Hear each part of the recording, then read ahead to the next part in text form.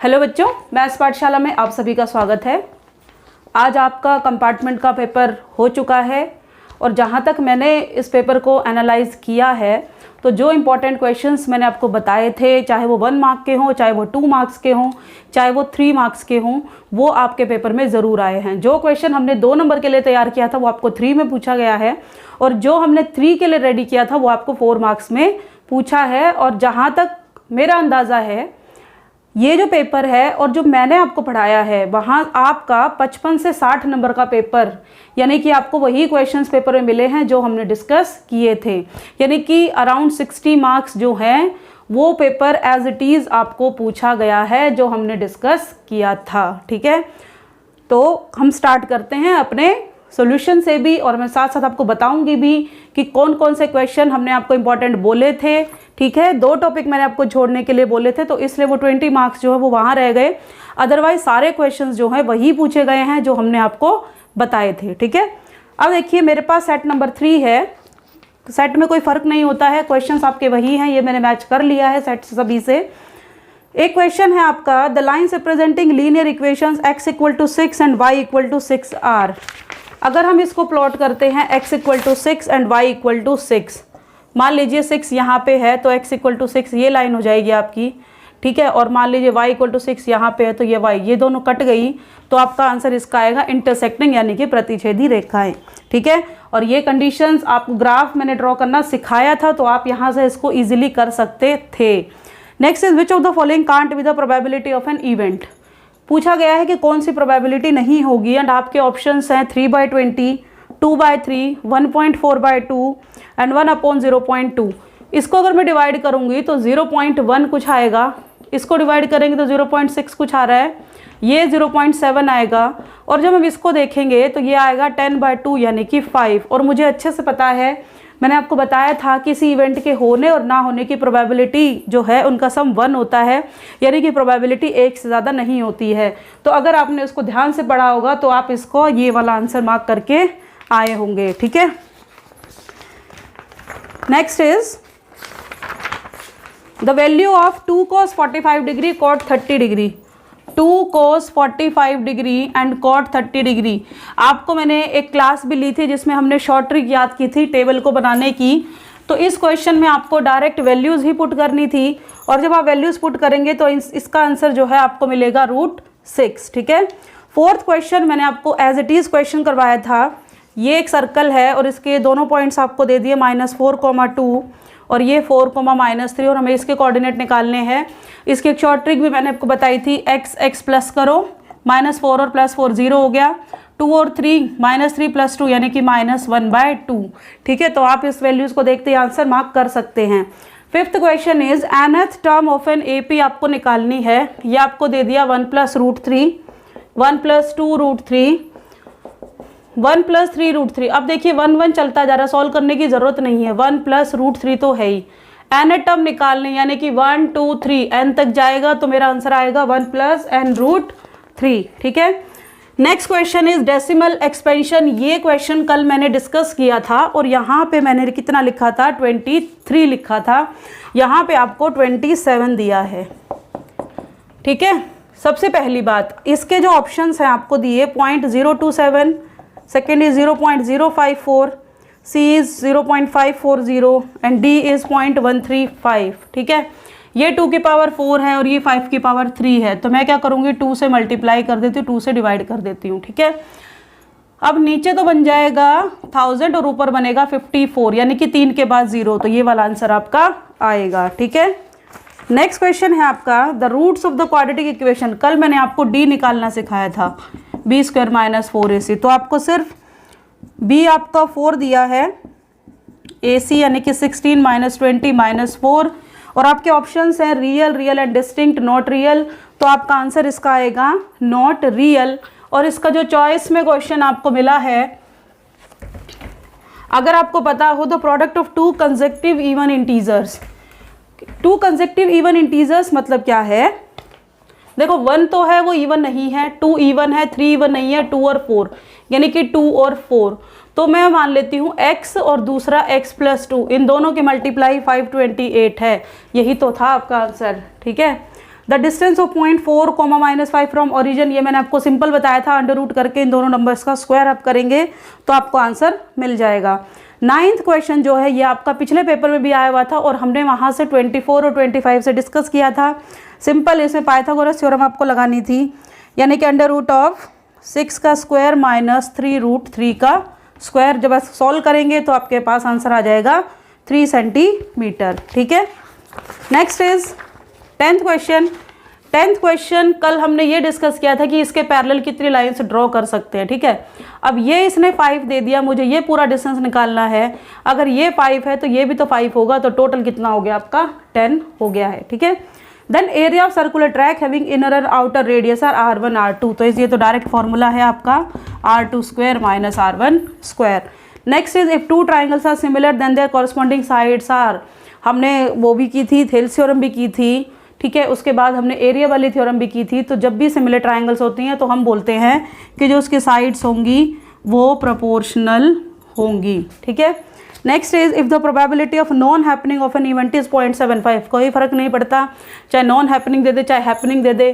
0.75 हमने इसको लिखा था 75/100, इसमें से माइनस करेंगे तो 25/100 यानी कि 0.25 आपका आंसर आएगा। ये क्वेश्चन भी मैंने डिस्कस किया था। और अगर मैं 1 to 20 क्वेश्चंस की बात करूं तो 13 to 14 क्वेश्चंस आपके वही आए थे जो हम डेली डिस्कस आपके लिए करते थे।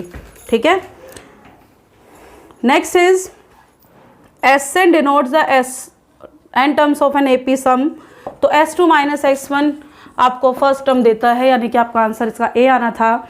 और देखिए नेक्स्ट क्वेश्चन है mode is the value of observation having higher frequency, इसका आंसर आएगा हायर फ्रीक्वेंसी, यानी कि जब हम मोड निकालते हैं तो जो फ्रीक्वेंसी सबसे बड़ी होती है वही क्लास हम लेते हैं, तो इसका आंसर यानी कि जो फ्रीक्वेंसी ज़्यादा मतलब हायर हो गया। ठीक है, नेक्स्ट क्वेश्चन मैंने आपको कल एक ग्राफ बना के बताया था कि जो मीडियन निकालना होता है वो x होता है और ये आपका f होता है। ठीक है, तो जो यहाँ पे आपको कोऑर्डिनेट दिए हैं 45, 60, ये x है ये f है, तो x क्या हो गया आपका 45, यानी कि मीडियन क्लास आपकी हो गई 45।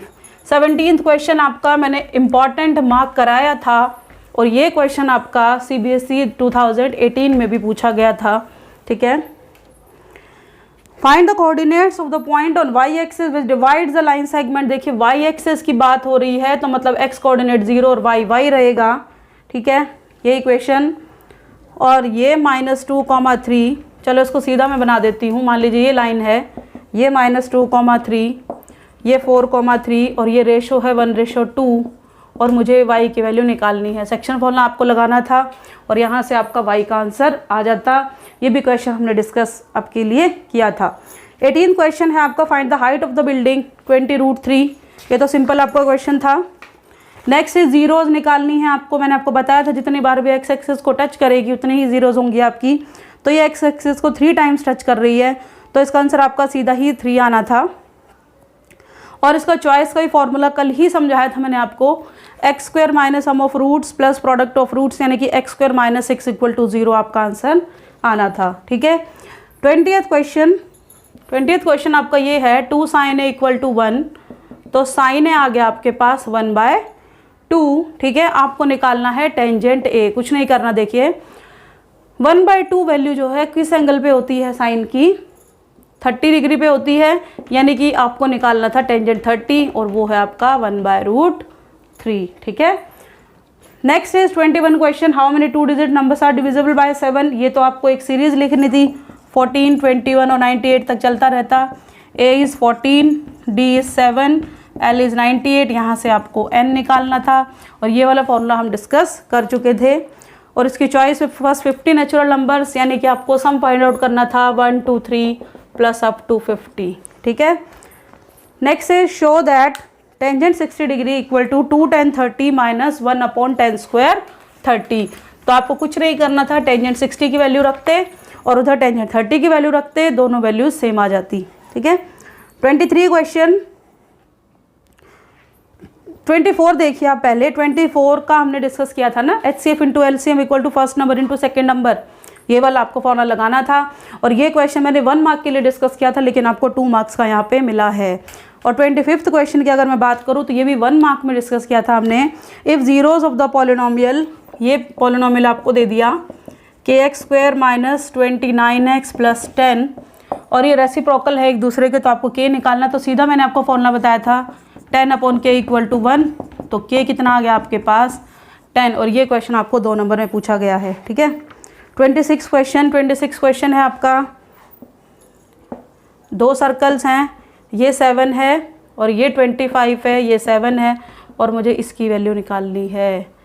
ठीक है, ये 7 है, ये 25 है, तो ये 24 हो जाएगा और ये पूरा कितना हो जाएगा आपका 48। ठीक है, उसके बाद 27 क्वेश्चन देखो, चॉइस में एक आपको क्रॉस मल्टीप्लिकेशन पूछा है और दूसरा आपको ये पूछा है x और y की वैल्यू निकालना। ठीक है, तो क्रॉस मल्टीप्लिकेशन नहीं भी करके आए होंगे आप, तो आप नीचे वाला क्वेश्चन इजीली आप कर सकते थे।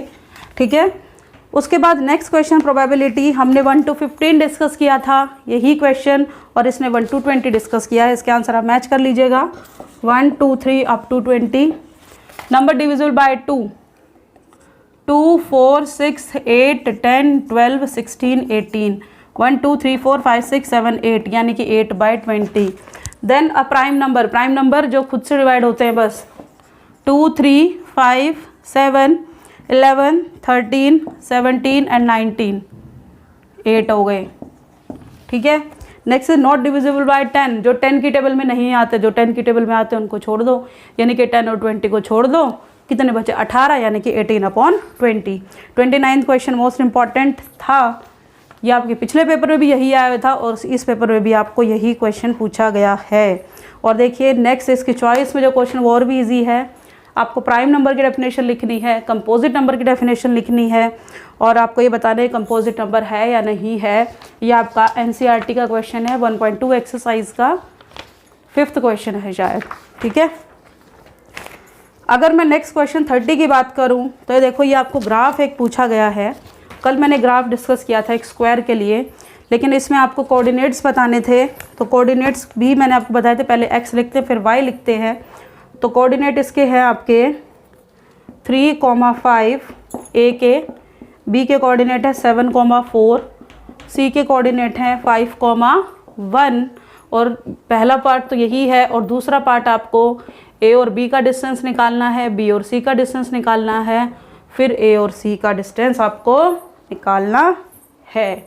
ठीक है, और ये क्वेश्चन था आपका 3 नंबर का। ठीक है, ये क्वेश्चन हमने स्क्वायर के लिए डिस्कस किया था, तो सेम आप ट्रायंगल के लिए भी कर सकते थे। ठीक है, 12-13 चैप्टर हम डिस्कस नहीं कर रहे हैं क्योंकि ये मैंने टॉपिक आपको बोला ही था छोड़ने को, तो अगर मैं इसको हटा दूँ तो वही क्वेश्चन आपको पूछे गए हैं जो आपको करा रखे थे।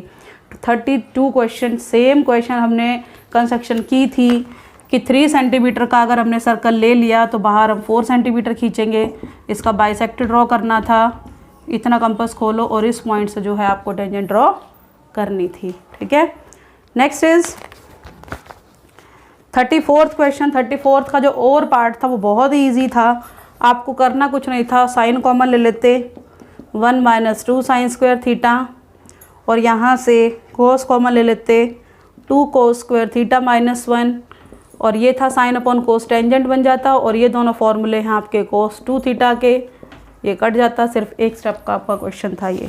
ठीक है, देन है आपका 37 क्वेश्चन, आपको मीन पूछा है, और उसके और में आपको लेस देन ऑग्यू पूछा है।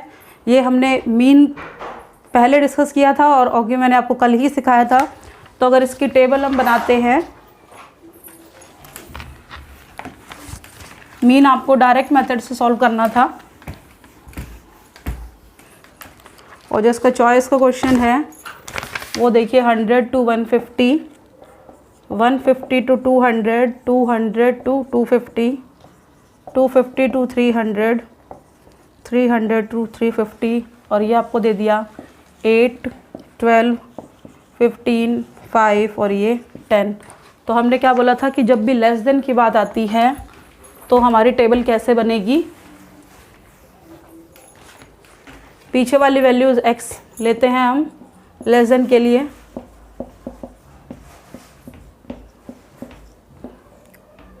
CF निकाल लो, 8, ये कितना हो गया 20, देन 35, देन 40, और 50, और फिर हमें यहाँ पे ग्राफ प्लॉट करना था। इधर x आएगा 150, 200, 250, यहाँ पे एक इंक लगा दें, 300 और ये 350, और इधर आपका f आता है, ठीक है। और आपको यहाँ पे ग्राफ प्लॉट करना था। Next is 38th question, if a line is drawn parallel to one side of a triangle to intersect the other two sides in distinct points, prove that other two sides are divided in the same ratio. कल की class में हमने discuss किया था theorems सारी की सारी, तो ये जो स्टेटमेंट है ये थेल्स थ्योरम की है, और मैंने बोर्ड पे पूरी स्टेटमेंट भी लिखी थी, और उसके ऑप्शन में आपको ये बताया था कि ये क्वेश्चन कितने तरीके से आपको पूछा जा सकता है। एक स्टेटमेंट पूछ सकता है, या स्टेट एंड प्रूव बीपीटी, या state and prove Thales theorem, ठीक है। और मैंने आपको ये भी बोला था कि लास्ट 3 साल से जो है पाइथागोरस थ्योरम पूछता है, एरिया वाली थ्योरम पूछता है, तो अब की बार पॉसिबिलिटी है थेल्स थ्योरम की। और ये देखिए थेल्स थ्योरम आपके सामने है, ठीक है। और इसके चॉइस में आपको पूछा गया है पाइथागोरस थ्योरम, ठीक है। और ये मैंने आपको शॉर्ट ट्रिक से आपको समझाया था एक एरो लगा के कि आपको किस तरीके से साइड्स को प्रोपोर्शनल जो है वो शो करना है। नेक्स्ट क्वेश्चन है आपका एंगल ऑफ एलिवेशन। ये आपका एनसीईआरटी का क्वेश्चन है, last second question 9th chapter का। फ़र्क वहाँ पे इतना है, आपको स्टेटमेंट में कॉम्प्लीमेंट्री दिया हुआ है और यहाँ पे आपको एंगल्स दे दिए हैं, ठीक है। तो इसके अगर हम फिगर बनाएं तो ये फिगर कुछ इस तरीके से बनेगी। क्वेश्चन है आपका, the angle of elevation of the top of a tower from 2 points at a distance of 4 metre and 9 metre, यानी कि ये h है, ठीक है। और एंगल्स इसने दे दिए थीटा 90 माइनस थीटा, यानी कि ये 90 माइनस थीटा है, ये थीटा है, ये 4 है, और ये पूरा 9 है। अब बताओ टेंजेंट थीटा अगर मेरे को निकालना है तो क्या होगा, h/9। उसके बाद टेंजेंट 90 माइनस थीटा, यानी कि इस ट्राइंगल की बात करेंगे तो h/4, और ये तो क्या होता है कॉट थीटा। इन दोनों को मल्टीप्लाई अगर हम कर दें, ये तो 1 हो गया, तो h² = 36, तो h² कितना आ गया 36, और h आपका आ गया 6 मीटर, ठीक है। Last question, obtain the other zeros of the polynomial, और इसके ऑप्शन में आपको जीरोज निकालने हैं, ठीक है। और ये क्वेश्चन 4 मार्क्स में आपको आया हुआ है, जबकि ये क्वेश्चन जो है इसका लेवल 2 मार्क्स का है, और बहुत ही ईजी क्वेश्चन, 2x² + 3x - 14। अब बताओ 2 नंबर मुझे ऐसे बताओ जिसका सम तो आपको मिल जाए 3 और प्रोडक्ट आपको मिल जाए -28, यानी कि 14 2 = 28, 7 4 = 28 होते हैं। तो मैं 3 को ब्रेक कर देती हूँ, 7x - 4x, यहाँ से कॉमन लो, यहाँ से 2 कॉमन ले लो, यहाँ से मैंने x कॉमन लिया तो बचा मेरे पास 2x + 7, ठीक है। तो मेरे पास फैक्टर आया x - 2, और ये 2x + 7 = 0, यानी कि 1√2 आ गया और एक आ गया -7/2, ठीक है। आपको बताना है relation between its 0 and it's coefficient, तो आप इसको इजीली बता सकते हैं। देखिए x2 और -7/2 को अगर हम प्लस करेंगे तो कितना आएगा 4 - 7/2, यानी कि -3/2, और जब हम इनको मल्टीप्लाई करेंगे तो मेरे पास आएगा -7। और जो सम ऑफ रूट्स का फॉर्मूला मेरा होता है अल्फ़ा + बीटा, वो -b/a होता है, यानी कि -3/2, और अल्फ़ा बीटा आपको -14/2, यानी कि -7। यही आपको करना था और ये हम प्रूव कर चुके हैं, ठीक है। तो यहाँ से आपको इतना अंदाज़ा लग गया है कि जो क्वेश्चन इंपॉर्टेंट आपको बताए गए थे वही क्वेश्चन आपके पेपर में है, ठीक है। 14 क्वेश्चन आपके 1 मार्क के हैं जो हमने डिस्कस किए थे। उसके बाद आपका 21st क्वेश्चन, 24, 21, 22, 24, 25, यानी कि 8 नंबर के ये क्वेश्चन हो गए आपके, ठीक है। उसके बाद आपका 27, 28, 29, ठीक है, 9 नंबर का ये, और 30 यानी कि 12। उसके बाद आपका 32 क्वेश्चन, 34, देन 37, 38 एंड 40 क्वेश्चन, ठीक है। यानी कि 4 नंबर के 4 नंबर के 3 क्वेश्चन, यानी कि 12 नंबर, ठीक है। 3 नंबर के आपके 5 क्वेश्चन, यानी कि 15 मार्क्स, ठीक है। 27 और 2 मार्क्स के 5, ठीक है। तो इस तरीके से अगर आप पेपर देखेंगे तो सारा पेपर जो है वो आपको कराया गया था और आप इजीली इस पेपर में पास हो सकते हैं, ठीक है। अगर इसका सॉल्यूशन आपको चाहिएगा तो मैं अपने फेसबुक पेज पर PDF बना के इसकी डाल दूंगी, या हमारे टेलीग्राम लिंक पर आप देखेंगे तो वहाँ पे आपको इसका PDF भी अवेलेबल हो जाएगा। Thank you.